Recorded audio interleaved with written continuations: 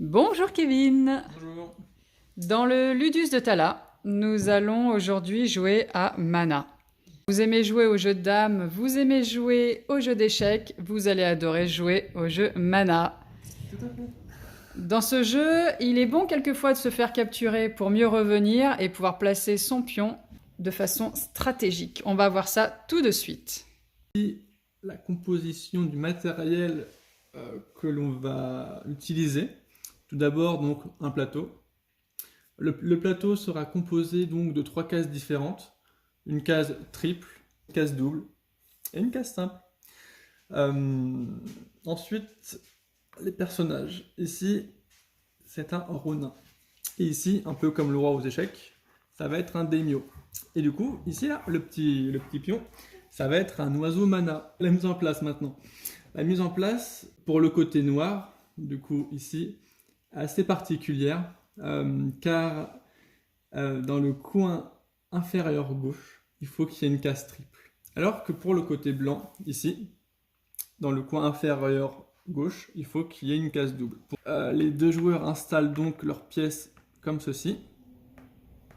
Tout à fait. Les rois sur des cases doubles. Donc nous allons commencer une partie. Donc merci beaucoup pour ces explications très intéressantes et complètes. Nous allons commencer donc une partie. C'est effectivement Kevin qui va commencer puisqu'il a les noirs. Tout à fait. Ah, du coup. Donc, comme on peut voir ici, le roi est toujours sur une case double.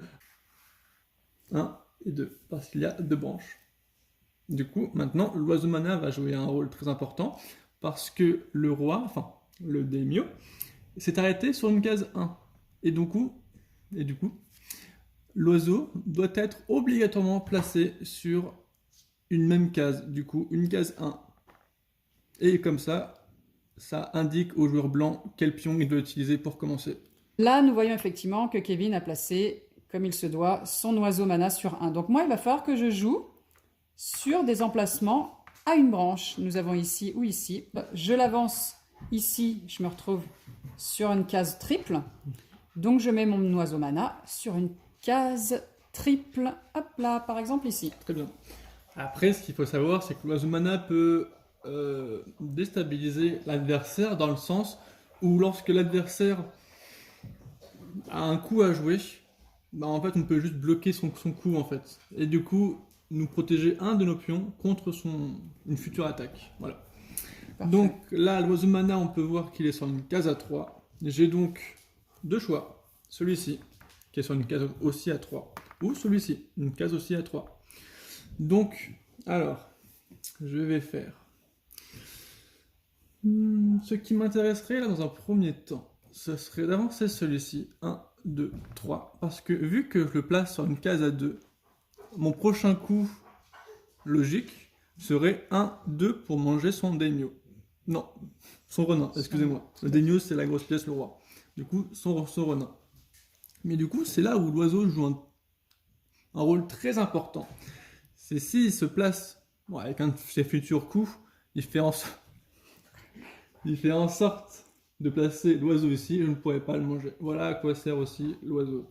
Donc là, moi du coup, je suis obligée effectivement de jouer sur une case double. Donc ici, celui-ci. Donc je vais effectivement ça, je vais ranger là. Je vais effectivement mettre l'oiseau mana sur le 3. Merci, Malus. Voilà, et donc l'oiseau mana ainsi posé, sur une case à 3, je n'ai que d'autres choix d'utiliser celui-ci. Faire 1, 2, 3, 1, 2, 3. Bon, je vous ai compris. on prend dans une valse. 1, 2, 3, 1, 2, 3. Donc, je positionne donc mon renin sur une case à 1. Tac. Et du coup, l'oiseau mana doit obligatoirement aller sur une case à 1. Maintenant, c'est à moi d'être stratégique pour éviter de me faire manger une pièce. C'est mieux. Et on parle de vécu là. Ouais. Et encore, des fois, c'est pas mal de se faire bouffer quand même. Oui. Donc voilà, moi, je suis obligée de jouer un pion qui est sur une case 1. Tant qu'on peut jouer effectivement sur une case 1, on joue. On n'a pas d'autre choix. Donc, j'ai pas d'autre choix que de jouer celui-ci. Je prends effectivement mon renin, je la place sur une case triple. Je vais poser forcément mon oiseau mana sur une triple. Mais qu'est-ce qui va se passer là? Très intéressant. Là, donc il est resté ici en fait. Mais moi, je vais me mettre là. Et je lui mets sur une case triple. De toute façon, quand tu restes là ou pas, c'est pareil. Oui, oui, c'est pareil, peu importe. Donc sur case triple, mais... Bah non, c'est pas pareil, parce que si tu aurais pu jouer la valeur... Ah oui, bah je n'en ai pris une autre. Mais là, voilà. Donc là, effectivement, triple. Qu'est-ce qui se passe maintenant? Qu'est-ce qu'il peut faire? Ce qui va se passer, c'est que vu que l'oiseau mana est sur une case triple et que moi, j'ai aucun de mes pions sur une case triple, j'ai le droit de reprendre du coup un Ronin dans la défausse et de le placer où je veux, vraiment où je veux dans tout le plateau, sur les cases non occupées bien entendu. Donc, alors, je veux le placer ici. Voilà, parfait. Après, pour quelle raison, je sais pas. Donc ainsi, je place mon Ronin sur une case à 2 branches, du coup à 2, et l'oiseau mana, comme d'habitude, on place sur une case à 2. Et du coup, bah, l'exemple parfait. Là, par exemple, dans les futurs prochains coups qui vont arriver, lorsque l'oiseau mana sera sur une case à 3, cette pièce-là, à 3, fera 1, 2, 3. Du coup, pour éviter de me faire manger mon pion, l'oiseau, je vais le mettre ici. Parce que comme ça va la bloquer. Ça va faire soit 1, 2, 3, soit 1, 2. Voilà.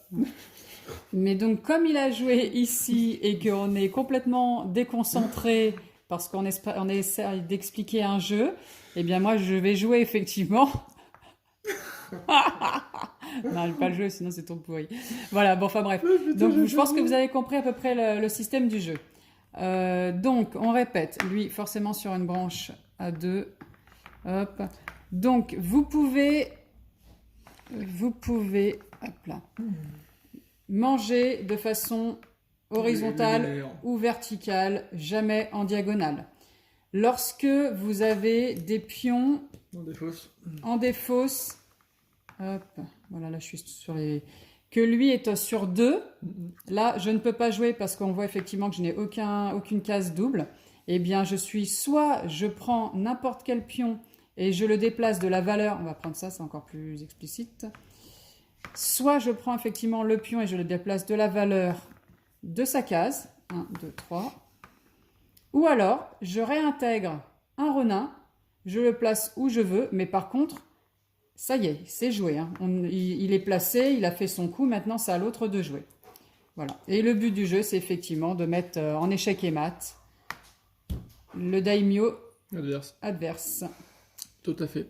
Merci maman. Merci beaucoup Kevin. Bon, on se refait une petite partie sérieuse. Avec plaisir. Allez, go.